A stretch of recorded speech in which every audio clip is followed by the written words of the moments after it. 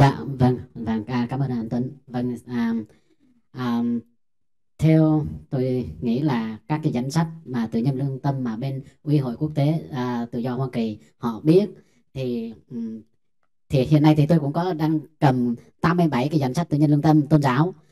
Thì tại sao họ có những cái danh sách như vậy? Thì đó là do những người ở trong nước họ đã thu thập những cái thông tin về vụ vi phạm về tự do tôn giáo. Chính vì thế thì họ đã viết trở thành một cái bản báo cáo, thì họ gửi cho bên Ủy hội tự do tôn giáo quốc tế, họ biết được về cái việc mà đàn áp. Vâng, thì còn khi mà những người mà ví dụ tôi lấy ví dụ trong hai cái ví dụ như là đây cũng là một cái giấy mời mà của một cái nhóm mà họ chưa nằm trong họ chưa biết cách để mà thu thập thông tin viết cái báo cáo đó, thì họ chỉ gửi giấy mời như vậy. Thì rõ ràng là những người này tuy họ cũng có trong đi tù nhưng họ không nằm trong cái danh sách của Ủy hội tự do tôn giáo quốc tế Hoa Kỳ, vì họ chưa nắm rõ những cái danh sách tự nhân lương tâm. Còn cái danh sách mà em đang cầm đây thì đây là tất cả những cái danh sách này là đã viết thành cái bản báo cáo và đúng tiêu chuẩn của Liên Hiệp Quốc, thì đương nhiên là Ủy hội Hoa Kỳ họ đã nắm được. Và cái danh sách này rất là quan trọng vì đã có trong cái Ủy hội tự do tôn giáo quốc tế Hoa Kỳ. Vâng, xin cảm ơn một sư Aga. Và đây một cái thông tin rất là quan trọng, tức là cũng là tù nhân lương tâm, nhưng nếu mà người nào viết cách viết báo cáo tức là đúng một số tiêu chuẩn thì người ta sẽ, cái ủy hội này mới cảm thấy rằng đây là những người này thực sự là tự do lương tâm. Và lúc đấy chúng tôi có đặt câu hỏi với họ đó, làm sao họ biết là những người này nếu mà nhận báo cáo ai thì cũng cho vào danh sách này hay sao, thì họ có trả lời rất là rõ là họ có những phương tiện để họ phối kiểm để chứng tỏ những người này thực sự là tự do lương tâm thì họ mới cho vào danh sách. Câu hỏi kế tiếp xin mời chị Tanya, chị có nhận xét gì về cái danh sách này, và chị biết được chị là người sẽ đại diện cho bên Thiền Nam Vũ Trụ, thì trong trường hợp này đó thì trước tiên là nhận xét của chị về cái danh sách này ra sao và chị sẽ làm gì với cái danh sách? Tanya xin kính cảm ơn anh câu hỏi của anh, và xin kính chào các bạn, các quý vị đây. Khi mà nhìn cái danh sách này mà họ đưa từng quốc gia thì Tanya nhìn là cái quốc gia Việt Nam thì hình như Tanya nhớ là hình như là 7 hay 800%, 7 hay 8% gì đó. 4%, xin lỗi, 4%. Thì Tanya nghĩ trong 4% này, ngay cả những người ngồi trên bàn cái panel này nhắc về Việt Nam nhưng mà không có nhắc Thiền Am bên bờ vũ trụ, thì Tanya biết rằng đó là một cái công việc của Tanya. Người ta collect những tin tức về Thiền Am, người ta đã bỏ vào trong cái list này, là mình đã rất mừng. Nhưng mà cái cuộc chiến này để đi giải cứu hay là đi tìm tòi cái đường đi mà để giúp Thiền Am có một cái cơ hội để giải thoát, thì cơ hội đó là không biết là gì. Nhưng mà Tanya biết là những gì Tanya là một người công dân bình thường và một người tình nguyện dạy tiếng Anh, thì Tanya không có liên hệ gì với gia đình Thiền Am, nhưng mà Tanya cố gắng có bổn phận để giúp cái tiếng nói nhỏ bé của mình, thì kêu gọi nhiều hội đồng để giúp. Tại vì cái chương trình này nó rất là dài, mà Tanya cũng đã nói với tất cả cộng đồng Việt Nam trên thế giới là Tanya chưa bao giờ hứa hẹn là họ sẽ được qua bên này đi một nước ngoài. Tanya chỉ có nói là tôi sẽ cố gắng hết mình và tôi sẽ hy vọng. Tại vì hy vọng là sao? Người ta nói không, hôm nay người ta bảo là không thể nào đi được Mỹ, không thể nào. Đúng, các bạn nói đúng, không thể nào của bạn chưa có nghĩa là không thể nào. Tôi không có sự hy vọng đó. Sự hy vọng đó là của 30 người mà tôi cố gắng để giúp tiếng nói. Thì cái hy vọng đó cộng thêm bao nhiêu triệu người yêu thương Thiền Am, tôi đại diện cho họ. Thì tôi chỉ hy vọng cái hy vọng của tôi nó sẽ giúp cho tôi sức mạnh để tôi có thể đi những từng bước một rất là khó khăn. Và tôi hy vọng cộng đồng Việt Nam trên thế giới này sẽ giúp tôi yêu thương tôi và Thiền Am và bảo vệ tôi, tại vì rất là khó khăn. Tôi cảm ơn. Để đính chính là một vài thông tin chị, là tại vì trong cái danh sách năm nay đó hình như có thêm 4-5 người tù nhân tôn giáo trong cái danh sách của xin lỗi này. Nhưng mà 30 người kia là nó không có nằm trong cái vấn đề về tự do tôn giáo chị nhé. Mọi người hiểu mà không, chúng ta sẽ Tanya sẽ nói vấn đề đó rất là quan trọng. Cảm ơn anh nhé. Lý do mà 6 tù nhân lương tâm này nằm trong cái danh sách của hội đồng của Ủy quan YouServe là bao nhiêu người, cũng như Tanya đã kêu gọi, cũng như bao anh chị đồng bào hoặc là các chính trị gia ở nước Mỹ quan tâm, họ đang nghe tiếng nói kêu cứu là họ bỏ vào. Nhưng Tanya cũng biết 6 người đó họ có một cái phương tiện nhiều hơn, một cái cơ hội nhiều hơn. Còn 24 người kia là họ vẫn cần cái sự tranh đấu bằng, có thể nói là tinh thần ngôn ngữ. để giúp cho họ qua bên đây, cho người ta thấy 24 nạn nhân đó đứng sau lưng Tanya. Thế Tanya chưa bao giờ quên họ, chỉ có hôm nay mình đang nói về 6 tù nhân lương tâm. Anh cảm ơn. Đúng, và tại vì cái việc và cái ủy hội này đó họ chỉ giúp và theo dõi và Dạ. mong ngày một lúc nào đó Dạ. cái nhà nước liên quan nó phải thả họ ra, Dạ. là việc của họ đã xong. Dạ. Còn cái việc mà đi sang Mỹ hay đi sang đâu thì Đúng rồi. không có nằm trong cái quyền hạn Đúng rồi, của đúng rồi, cho mọi người đúng rồi. vấn đề Vâng, không, các bạn không nên hiểu lầm. Tại vì Tanya nghe nói là ở này kia nọ, Tanya chưa nói một lần. Tanya Nguyễn Đỗ nói là chúng tôi chưa bao giờ nói là họ sẽ được qua Mỹ, nhưng mà vì tôi là người công dân đi kêu gọi cho họ, thì tôi là người công dân Mỹ, thì tôi có thể đứng trước cánh cửa của người quốc gia Mỹ của tôi, như là quốc hội hay là tổng thống hay là những nghị sĩ đại biểu của dân Mỹ, tại vì tôi là người công dân Mỹ. Nhưng mà nếu có một hội đoàn nào mà có thể giúp họ nhiều đi qua những nước Canada, Pháp, thì dĩ nhiên tôi hy vọng nó sẽ xảy ra. Nhưng mà tôi là người công dân Mỹ thì tôi sẽ nói là tôi hy vọng tôi sẽ mở được cánh cửa để cho họ có cái phương tiện để giải thoát cái sự mà tù tội, và nhất là tự do tôn giáo. Cảm ơn. Cảm ơn chị. Cũng là cùng câu hỏi cho Lê Mục Nguyễn Văn Khải là Lê Mục nhận ra cái điều gì qua cái danh sách này và chúng ta có thể làm gì để khai thác, hoặc là có những câu hỏi liên quan thì cũng xin Lê Mục cho ý kiến. Vâng, thưa anh và thưa quý vị khán thính giả, là tôi thấy cái danh sách ấy, nó còn rất thiếu sót. Danh sách mà của Ủy hội Tôn giáo Quốc tế Hoa Kỳ đưa ra rất thiếu sót. Và thực sự cái số tù nhân vì lý do tôn giáo ở Việt Nam ấy, nó còn đông hơn thế rất nhiều mà không ai có thể biết được toàn thể.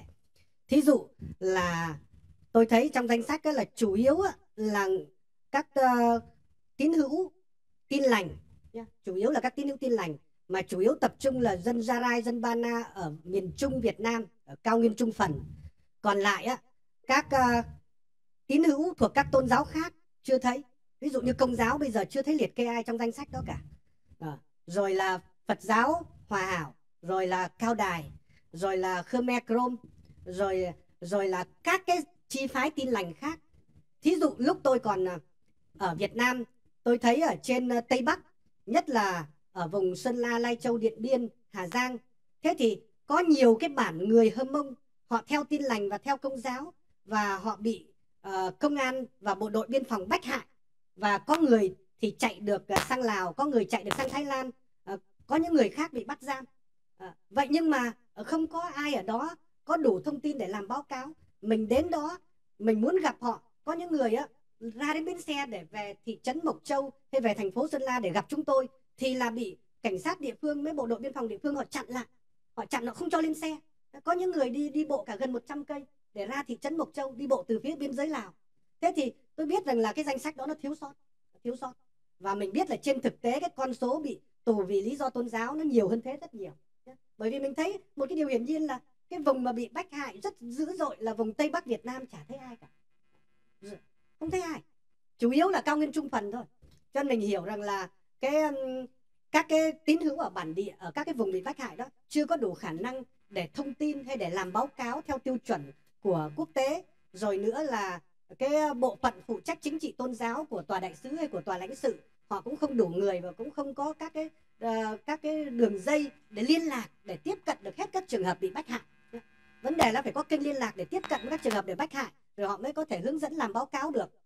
Ví dụ như Công giáo của tôi lại còn vấn đề này nữa là bây giờ mình hiểu thế nào là tù nhân tôn giáo. Thì tôi thấy cái tiêu chí mà Ủy hội phụ trách tự do tôn giáo quốc tế của chính phủ Hoa Kỳ là gì? Họ chỉ nhìn một cách là đơn giản là bây giờ những người này chưa phải là tin lành hay Công giáo. Những người này trước là theo đạo khác, bây giờ hoán cải và đón nhận đức tin Công giáo, rồi là bị ngăn chặn, và không bị ngăn chặn thì khi theo đạo thì bị đàn áp, bị bắt bớ, thì đấy là tù nhân tôn giáo. Nhưng mà thực ra thì tôi thấy thí dụ như Công giáo, mà trường hợp mà tôi biết là ông Lê Đình Lượng, ông ấy ở huyện Yên Thành, Nghệ An, ông đã lớn tuổi rồi, ông là cựu chiến binh của quân đội Cộng sản. Thế nhưng ông là người Công giáo, mà ông dấn thân để giúp đồng bào Công giáo trong giáo xứ, và để bảo vệ quyền lợi của người Công giáo trong giáo xứ. Thế ông đó bị bắt. Thế bị bắt thì không thấy Ủy hội liệt kê ông trong danh sách những tù nhân vì lý do tôn giáo. Nhưng mà rõ ràng nếu ông không phải Công giáo, nếu ông không sống trong làng Công giáo, nếu ông không phục vụ người Công giáo, chắc chắn ông không bị bắt. Nó như vậy. Rồi trường hợp khác nữa là anh Nguyễn Văn Hóa, anh đó là giáo dân, anh đó đưa tin về giáo xứ Đông Yên, là giáo xứ Đông Yên nó nằm trong cái địa bàn của nhà máy Formosa. Thế thì bây giờ nhà nước á, cái khu vực dân giáo xứ Đông Yên ở nó không nằm trong cái khu vực Formosa làm nhà máy, mà nó nằm ngoài bờ thành, nó nằm bên ngoài. Bình thường chả việc gì phải giải tỏa cả, bởi vì nằm bên ngoài bờ tường nhà máy mà. Thế nhưng mà nhà cầm quyền cộng sản Việt Nam ấy mới lại Formosa liên minh ma quỷ với nhau thế nào để muốn giải tỏa cả cái xóm đạo đó bứng đi nơi khác, rồi sau đó xả thải chất độc ra. Thì anh đó anh bị bắt, anh ấy đưa tin, mà anh thanh niên rất hiền lành dễ thương, anh đưa tin thì bây giờ nhà nước bắt anh ấy.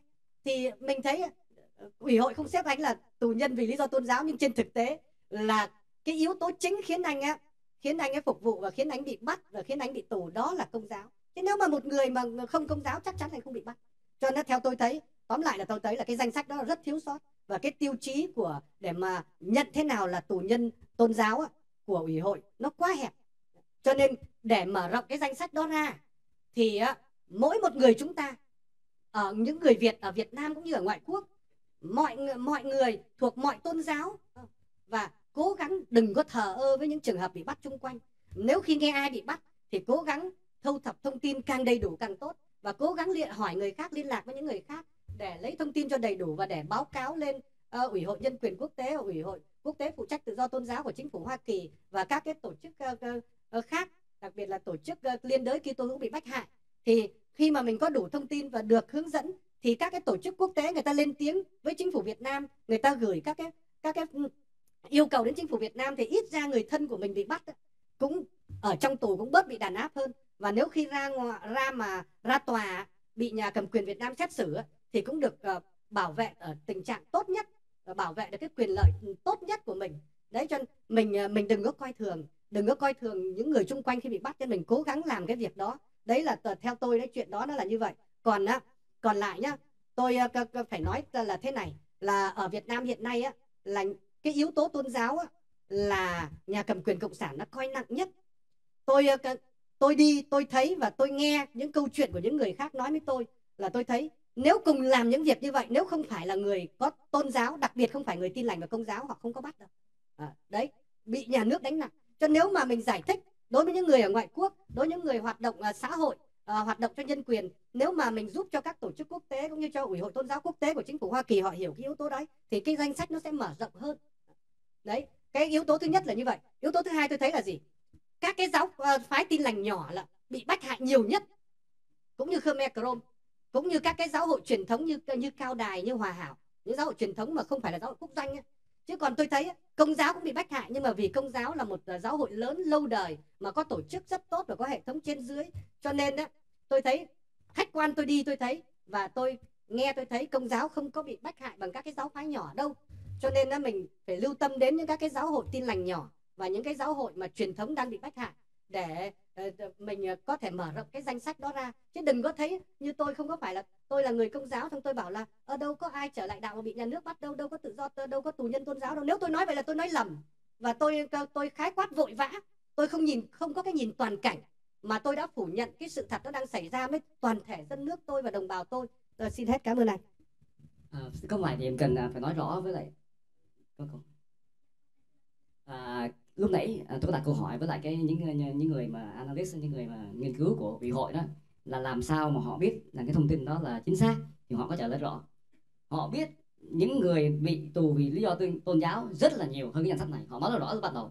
Nhưng mà họ cho biết có nhiều lý do mà tại sao họ không hiện tên lên đây. Thứ nhất là họ phải phối kiểm, và họ có phải phối kiểm độc lập, chứ không phải là tổ chức nào như PBS đưa danh sách lên là họ sẽ điều đó. Họ nói câu trả lời rất rõ. Dĩ nhiên là cái uy tín cái tổ chức phải có đã, xong rồi sau rồi họ có những phương pháp kiểm chứng riêng, mà dĩ nhiên mình không thể hỏi thêm họ cách nào có đường dây họ kiểm chứng. Và thứ ba nữa phải đúng một cái tiêu chuẩn nào. Thì như cha vừa nói, cái tiêu chuẩn của họ ngày hôm nay họ đặt như vậy, thành ra họ cũng nói rõ là mình chấp nhận là cái số người là nó ít hơn là mình mong muốn. Lúc nãy một sư Aga có nói rất rõ rằng nếu một số người nào không cũng bị trong trường hợp đó mà không biết cách làm những báo cáo đúng cách này kia thì đúng là không đến tai họ thật. Có một điều lúc nãy mà tôi cũng hỏi rằng vậy thì chúng tôi ngoài này những cái tổ chức NGO, những xã hội dân sự hoặc là cá nhân đấu tranh thì làm gì giúp cho các ông được? Thì họ trả lời rằng các vị nên đạo đạt cái vấn đề này với quốc hội dân biểu của mình, các thượng nghị sĩ, thì cái tiếng nói nó sẽ ảnh hưởng mạnh hơn. Không biết là mời chị Tuyết. tôi có một cái chia sẻ như thế này là tại vì một năm á, Ủy hội Tự do Tôn giáo Hoa Kỳ á, họ có cái danh sách chẳng hạn như là họ xét ra là họ chỉ bảo trợ 10 người tù nhân lương tâm. Thì trong cái 10 người mà gọi là tiêu biểu nha, mình gọi là tiêu biểu, chắc chắn như cha Khải nói là có rất là nhiều tù nhân lương tâm trên toàn thế giới, nhưng mà họ cũng chỉ gọi là xét tuyển cái danh sách rất là chọn lọc và tiêu biểu là khoảng chừng 10 người, mỗi một năm 10 người để mà họ bảo trợ. Và khi mà họ bảo trợ là họ luôn luôn lên tiếng và họ gửi nhân viên, hoặc là giống như là họ liên lạc thường xuyên với lại Bộ Ngoại giao để mà áp lực, để mà lấy thông tin của những người đó, mà và make sure là những người đó là họ ở trong, nếu họ ở trong tù thì họ cũng được đối xử một cách nhân đạo. Thì trong tất cả những các nước mà được những người tù nhân lương tâm mà được tiêu biểu mà được chọn, Việt Nam lúc nào cũng chiếm gần 30-40% trong danh sách. Thế là chẳng hạn họ có 10 người là Việt Nam mình đã chiếm mất 3 người. Thế là đây là một cái nỗ lực mà trong khi đó Trung Cộng là một nước rất lớn ha, mà nhiều khi họ chỉ được có 1 người, họ hoặc chỉ được 2 người. Cho nên có thể nói rằng là cái nỗ lực của cộng đồng người Việt của chúng ta hải ngoại bên đây cũng giống như tất cả những anh em chị em thiện nguyện ở đây rất là nhiều. Tại vì cái đất nước mình nhỏ, dân số mình ít, nhưng mà cái số lượng người tù nhân lương tâm mà được Ủy hội Tự do Tôn giáo Hoa Kỳ chấp nhận bảo trợ lại là cái sĩ số phần trăm cao nhất trên thế giới. Và có một điều nữa xin mọi người lưu tâm, và cả thân nhân của những người tù nhân lương tâm, khi mà chúng tôi làm những cái bản báo cáo đó, họ bắt buộc là phải có thư ủy quyền chấp nhận của chính người nạn nhân hoặc thân nhân của nạn nhân. Nếu không có chữ ký của những người đó đồng ý, chúng tôi không thể nào đưa những cái hồ sơ mà bị đàn áp lên được. Và có rất là nhiều, một điều rất là đáng buồn là những người dĩ nhiên là cái người đó họ bị trong tù rồi thì họ không có thể có tiếng nói, nhưng mà thân nhân vì quá sợ hãi, hoặc là vì Cộng sản Việt Nam an ninh, họ nói rằng là nếu mà có cái yếu tố nước ngoài hoặc là có lâm le mà định làm báo cáo thì cái người thân của họ sẽ bị tù nặng hơn, sẽ bị đối xử tàn tệ hơn. Và đứng giữa cái sự lựa chọn, và như mình nói là khi người dân họ không có biết nhiều cái luật và cái quyền của họ đó, họ rất là sợ. Khi không bước được qua cái nỗi sợ hãi đó thì họ không dám ký để cho mình thu thập thông tin để mình làm hồ sơ cho họ. Thì đây là một cái lời mà mình muốn truyền tải tới đồng bào Việt Nam, cũng giống như thân nhân của những người đang bị tù đầy, nhất là những người tù nhân lương tâm. Hãy can đảm bước qua cái sự sợ hãi để cứu người thân của mình, và đừng thỏa hiệp với Cộng sản. Vì những cái lời mà họ hứa đó thì họ sẽ nuốt lời hứa rất là nhanh, rất là mau. Thành ra là chỉ dựa vào quốc tế để mà can thiệp hơn là những cái lời hứa phù phiếm của Cộng sản rằng là nếu như mà không làm thì họ sẽ coi như là giảm án hay như thế nào, thì lại càng giữ cái người thân của mình trong tù ngục lâu hơn nữa. Đó là cái lời muốn chia sẻ. Xin cảm ơn chị Ngọc Tuyết đã có một câu trả lời rất là xúc tích để giúp thông tin cho chúng ta hoạt động. Vâng, xin mời chị Hiền Minh ạ. Mình xin tiếp lời của Tuyết, là cái nỗ lực rất là lớn và cũng đã cứu được rất là nhiều người, nhưng mà cái số người mà làm cái nỗ lực đó cũng vẫn còn rất là nhỏ. Thì chúng ta cần rất là nhiều cái đầu thêm nữa và bàn tay thêm nữa để mà giúp trong cái chuyện ở cái giai đoạn đầu tiên đó, mà không có thì sẽ không bao giờ có những cái cuộc mà tiếp rước ở Canada hay là ở các nước khác. Thành ra mình nghĩ là cái mấu chốt này, cái mấu chốt mà rất ít người biết, và chính vì là cái công việc nó âm thầm thì nó mới thành công. Nếu mà mình la làng lên chưa chắc mình đã thành công. Thành ra cứ âm thầm mà làm, và đến khi mà cái người nạn nhân đó mà được sự chú ý rồi, bước qua một cái giai đoạn khác nữa thì mình mới có thể đưa cái thông tin ra ngoài được. Mình cũng muốn chia sẻ với Tanya cái nỗi lòng của Tanya đối với người học trò của Tanya, tại vì chính mình cũng dạy anh văn cho một thầy giảng đạo ED. Vừa mới bắt đầu một ngày thôi, với nói chuyện thôi, và khi mà dạy thì thấy rõ ràng là thầy rất là thích học, hết lòng học, mà xung quanh thì con cái chạy loanh quanh, rồi vợ gọi, rồi đủ thứ hết. Mình khi mình dạy cái đó là mình bước vào trong cái cuộc sống của họ luôn. Mà ngày hôm sau là đã bị công an bắt. Bây giờ mình không nhớ tên thầy là gì, cũng không biết, không bắt liên lạc lại được, họ sợ quá, họ không dám học nữa. Mình rất là thông cảm cái việc làm của Tanya. Xin cảm ơn.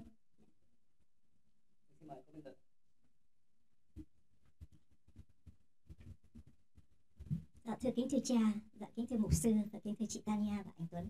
Xin cảm ơn những cái lời nhận xét và đóng góp ý kiến của chị Tuyết và chị Thiền Minh. Thưa cha và tất cả quý vị, là con chỉ xin được nói thêm. Nhận xét của cha rất là đúng, nhận xét của mục sư Aga đúng, chị Tanya cũng rất đúng. Bình luận xin được góp ý. Và thưa cha, số người nạn nhân tại Việt Nam quả thực nó gấp trăm ngàn lần những nạn nhân đã có những cái báo cáo chính thức với Ủy hội, với Liên Hiệp Quốc.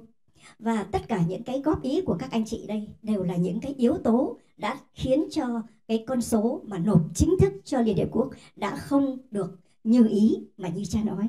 Biết bao nhiêu người còn đang quằn quại, đau thương trong tất cả những ngục tù. Những người đó là những người anh hùng vô danh mà chúng ta thật lại còn thiếu sót.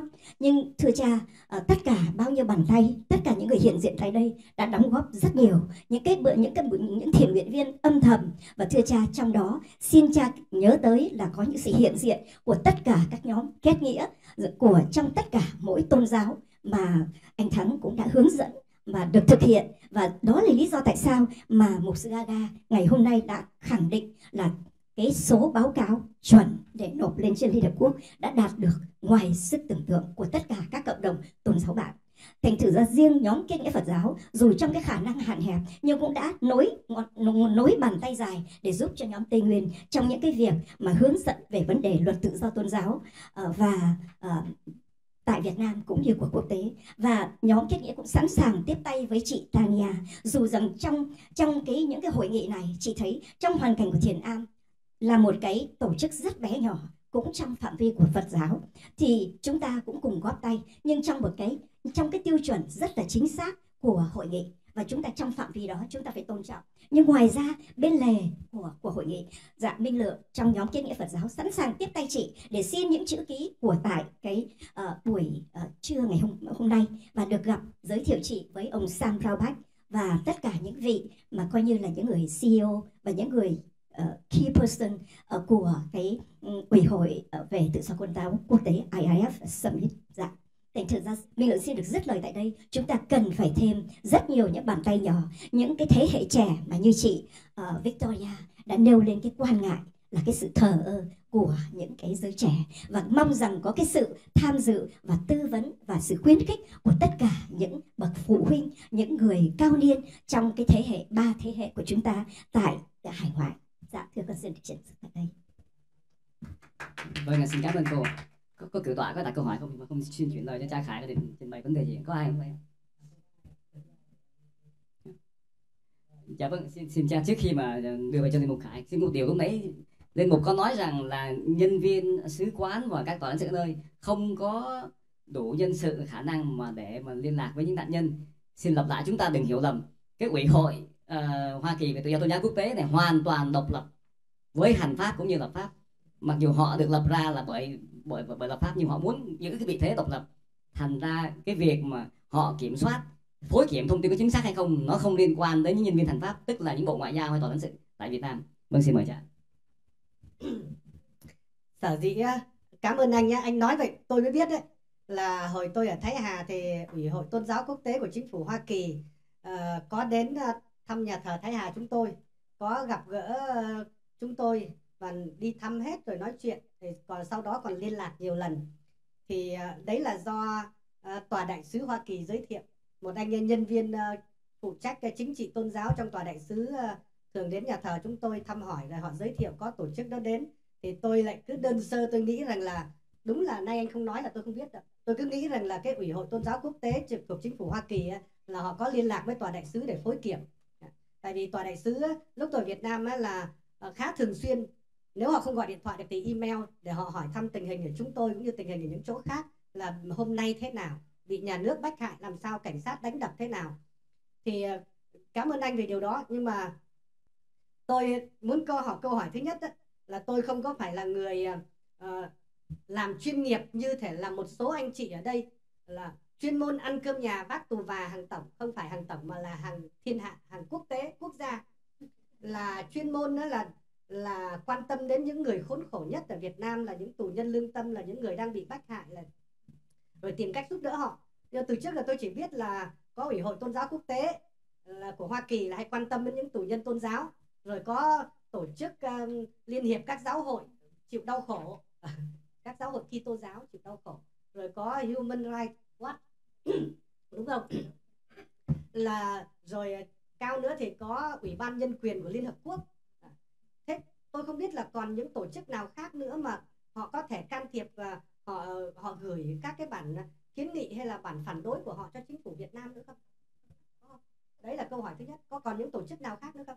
Thứ hai á là thiên hạ có nói đông nói tây gì mặc kệ. Theo quan sát của tôi từ mấy chục năm nay nhá, đấy là theo quan sát của tôi, theo nhận định của tôi, cũng như theo thực tế mà tôi thấy á, là nó hiệu quả. Là tôi phải nói thật, trong nước Việt Nam cũng như ở ngoài nước Việt Nam, tôi không thấy một cái tổ chức nào, không thấy một tổ chức nào ở một quốc gia nào mà liên quan đến người Việt lại có khả năng vận động quốc tế giỏi bằng các anh chị em trong cái tổ chức BPSOS. Tôi thấy các anh chị em trong cái tổ chức đó là vận động quốc tế là hiệu quả nhất, mà vận động thường xuyên nhất, mà có liên lạc rộng với các tổ chức quốc tế và với các chính quyền ở các nước nhất, từ Hoa Kỳ, Canada cho đến các nước ở Đông Nam Á, cho đến Úc Châu. Và tôi thấy là sao?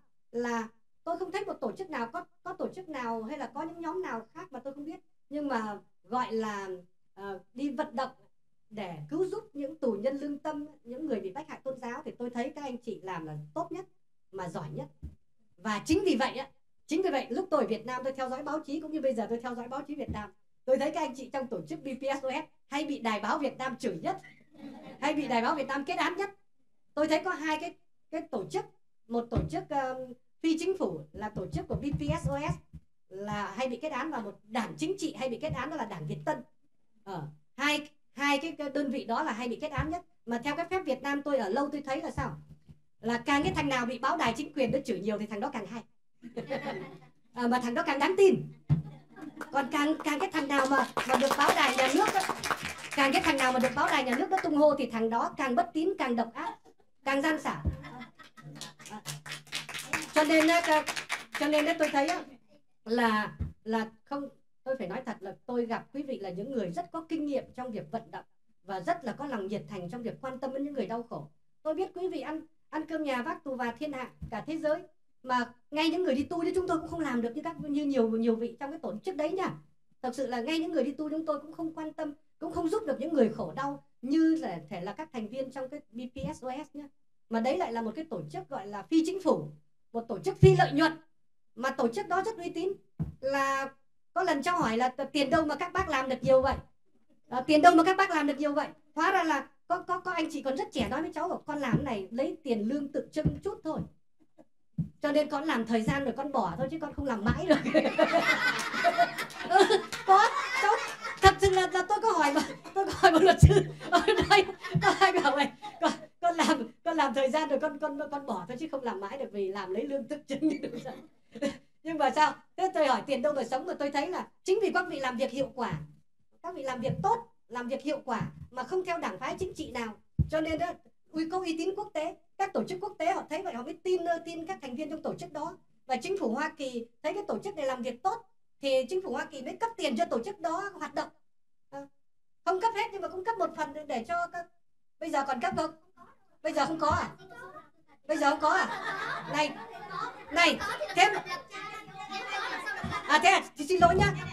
Trước vậy thì tôi nhầm ngày trước 11 năm trước tôi có hỏi nhá, 11 năm trước tôi có hỏi là có bên trong BPSOS có thấy làm việc tốt vậy, Bộ Ngoại giao hay chính phủ có giúp cho đồng nào để làm việc không? Bảo có. Bây giờ tôi hiểu nhầm chứ, tôi nói lại nhá. Đây là tôi hiểu nhầm nhá. Tôi hiểu nhầm. Thế ai đây là BPSOS? Đây là chị trả lời. Dạ, thì hôm nay con mới biết là có nhiều điều mà không phải là một mình Trang mà rất là nhiều người hiểu lầm về BPSOS. Họ cứ nghĩ là BPSOS rất là có nhiều tiền, nhận được tiền ủng hộ giúp đỡ của Mỹ vân vân để làm những cái chuyện mà tụi con đang làm. Nhưng mà trên thực tế thật sự có hai cái chương trình khác nhau, và con xin giải thích để cho mình không có bị lẫn lộn.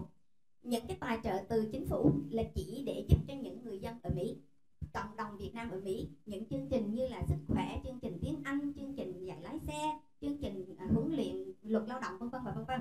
Đó là những cái funding mà Trang mới nói là những cái tài trợ cho giúp cho người trong Mỹ. Còn những cái việc mà hồi nãy như Trang nói ăn cơm nhà bác là ngà cho cô gì đó là không có một đồng xu nào hết, không có ai tài trợ cho những cái chương trình quốc tế vận động, mà chỉ là những người thân hữu thiện nguyện viên và ngay cả những nhân viên của BPSOS là đóng tiền vô, phải đóng thêm tiền vào mỗi hàng năm hoặc mỗi sự kiện, hoặc có những cái chuyện gì cần cấp cứu, anh em tụi con bỏ tiền vô để giúp cho những cái đồng bào lâm nạn đó. Con xin đính chính để cho mình đừng có hiểu BPS nhận được nhiều tiền và nhiều người cũng đã la làng rồi, nhận nhiều tiền quá trời mà sao không giúp ai hết. Thật sự là không có cần hết. Cảm ơn. Cảm ơn chị nhiều. Bây giờ là thực sự bây giờ tôi mới hiểu.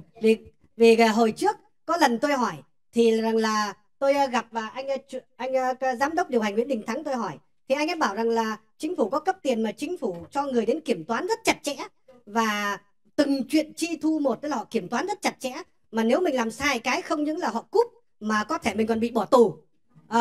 Cho nên bây giờ chị Trang Thanh nói tôi mới hiểu là chính phủ trợ giúp cho các cái chương trình giúp cho cư dân người Việt ở Hoa Kỳ, và BPSOS nhận tiền đó để giúp dân trong mọi chuyện và chịu sự kiểm toán của chính phủ. Vậy thì cái này công của các vị giúp những người đau khổ ở Việt Nam nó còn lớn nữa. Cháu trước đây cháu không dám gả mũ kính chào, nhưng hôm nay cháu gả mũ kính chào mà không có mũ. Thưa cha, Cảm ơn. có một nguyên tắc căn bản mà mọi người phải hiểu, đó là mình nhận tiền của ai thì mình phải làm việc của họ. Nếu mà mình không có nước Mỹ nào, người Mỹ nào, xứ Mỹ nào mà bỏ tiền cho mình để giúp người Việt Nam bên Việt Nam hết đâu cha. Thành ra đó là một điều căn bản mà mọi người phải hiểu rõ ràng. Thành ra khi mà mình là người Việt Nam ở đây mà mình giúp người Việt Nam bên Việt Nam thì chỉ có mình giúp mình mà thôi. Còn nếu người Mỹ họ bỏ tiền ra họ giúp người Mỹ, họ không bao giờ là giúp người khác đâu ạ. Và cái tính cách độc lập, khi mình nói là một cái tổ chức độc lập, cái việc đầu tiên phải hiểu đó là độc lập về tài chính. Cảm ơn chị Hiền Minh. Xin mời chị Tanya. Vâng, xin cảm ơn cha. Cha nói một cái điểm quan. Ngày xưa Tanya mới đầu gặp thầy anh Nguyễn Đình Thắng đó, thì là Tanya gặp là anh Nguyễn đang ở cái summit này năm rồi. Thì khi mà gặp anh được, thì lúc đó là Tanya đã viết thư cho YouServe, nó có cái database, một cái hành trình viết thơ cầu cứu đó. Thì Tanya nhớ ta viết tới 6 cái lá thư, không phải cái lá thư mà cái đơn đó. Thì tại vì mỗi người là phải có một cái lá thư riêng đó. Thì Tanya làm một mình đi lên đi xuống đi si hoài, không có biết gì hết, chỉ từng bước một mình. Mà Tanya là không có tiền nhiều, Tanya là một người bệnh, Tanya sống thoải mái nhưng mà không có thì giờ mà đi làm tiền như ngày xưa nữa. Thì cố gắng hết sức. Thì mà gặp anh Nguyễn Đình Thắng thì anh chính dẫn dắt, dạy cho nhiều thứ rất là phổ biến. Và khi mà Tanya đi Geneva thì Tanya mới hỏi anh Thắng ơi, có cái chương trình gì mà anh thấy có thể giúp Tanya đi cái chuyến này? Ôi đâu được, chị tôi đâu có tiền đâu, chúng tôi không có nhận tiền qua hết á, chị cứ tự đi kêu gọi thế nào? Anh còn tôi thì chị cứ tìm hiểu đi kêu gọi đó. Thì ta lại gọi điện thoại cho một vài người bạn nữa, thì mới là GoFundMe.com. Thì GoFundMe đã giúp cho Tanya những chuyến đi và tồn tại, để cho, tại vì nếu mà Tanya không có cái tiền đó thì làm sao Tanya bay được qua bên Thụy Sĩ và để nói về với lại ông Dr. Chopin là 10 đứa trẻ này là cái gì đó, sản phẩm của loạn luân. Và cái câu nói đó đã được ông Chopin đưa ra ở trên cái hội nghị đó. Những cái đồng tiền mà Tanya nhận được đó, Tanya là người đạo Phật, thì người ta nói là ăn tiền, nhận tiền của những người thì nó còn nặng hơn, cái nghiệp thì nó còn nặng lắm. Hiểu nói không? Cái câu đó có nghĩa là tiền của người thập phương thì nó nặng nề lắm. Thì khi mà các em bé được cái sự chứng kiến của thế giới ở bên Geneva thì Tanya mới giao lại cho các bạn, người nào mà đã tặng tiền cho Tanya, nhiều người, thì Tanya nói đây là cái tiền của các bạn đây, cái này là cái sự mà giúp đỡ về tinh thần tài chính các bạn đây. Tanya đã làm hết sức mình. Và sau đó khi đó là Indonesia. Và bây giờ hôm nay các bạn biết khi một đi mà làm một cái chuyện mà để kêu gọi rất là mắc tiền, bác thấy không? Sách vở đâu phải rẻ đâu, phải không? Mà đi qua bên Indonesia phải cầm bao nhiêu vậy, rất là mắc tiền. Thì không có cái sự mà ủng hộ về tài chính của các quý vị thì Tanya không có thể đem thiện am lên trên thế giới được. Thì phải nói là có nhiều tin đồn, nhưng mà các bạn biết khi mà mình nhận tiền làm gì cũng phải có thuế, phải không? Phải có giấy tờ, phải có đồ. Nhiều tin đồn là Tanya là người gạt gẫm. Thì hôm nay Tanya sẽ nói cảm ơn các bạn, có những người tin tưởng Tanya. Nam Mô Di Đà Phật, cảm ơn rất nhiều. Cảm ơn câu trả lời của chị Tanya. Xin cô Bình Luận có thể trình bày vấn đề gì ạ? Cô xin được nói tiếp. Xin cô vắn tắt ạ. Tại cháu có vấn đề quan trọng cho cần cháu rồi. Cô xin được vắn tắt trong cái vấn đề mà thầy nói.